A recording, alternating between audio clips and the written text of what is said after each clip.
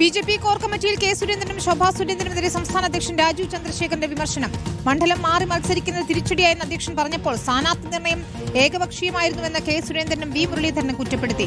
സഭയ്ക്കെതിരായ PC. ജോർജിന്റെയും ഷോണിന്റെയും പരാമർശം അനവസരത്തിലായെന്നും കഴിഞ്ഞ തെരഞ്ഞെടുപ്പിനേക്കാൾ vote വിഹിതം കൂടിയെന്നും യോഗം വിലയിരുത്തി.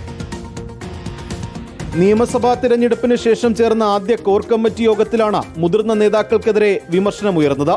തിരഞ്ഞെടുപ്പ് അടുക്കുമ്പോൾ മാത്രം മണ്ഡലത്തിൽ പോയാൽ പോരെന്ന് രാജീവ് ചന്ദ്രശേഖർ വിമർശിച്ചു. തുടർച്ചയായി മത്സരിക്കുന്ന മണ്ഡലമായിട്ട് പോലും മഞ്ചേശ്വരത്ത് കെ സുരേന്ദ്രൻ സജീവമായിരുന്നില്ല. ആലപ്പുഴ ജില്ലയിലേക്ക് പരിഗണിച്ച ശോഭാ സുരേന്ദ്രൻ പാലക്കാടേക്ക് മാറിയത് തിരിച്ചടിയായി. വർഷങ്ങളായി മണ്ഡലത്തിൽ സജീവമായവർക്ക് വിജയമുണ്ടായെന്നും കഴക്കൂട്ടം ചാത്തന്നൂർ മണ്ഡലം ചൂണ്ടിക്കാട്ടി സംസ്ഥാന അധ്യക്ഷൻ പറഞ്ഞു.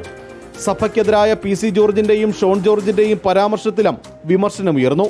സംഘടനാ ചുമതലയുള്ള ജനറൽ സെക്രട്ടറി എസ് സുരേഷ സംഘടനാ കാര്യങ്ങൾ അറിയിക്കുന്നില്ലെന്ന് കെ സുരേന്ദ്രനും വി മുരളീധരനും കുറ്റപ്പെടുത്തി. പാലക്കാടും തൃശൂരുമുണ്ടായ വോട്ട് ചോർച്ച പാർട്ടി പരിശോധിക്കും.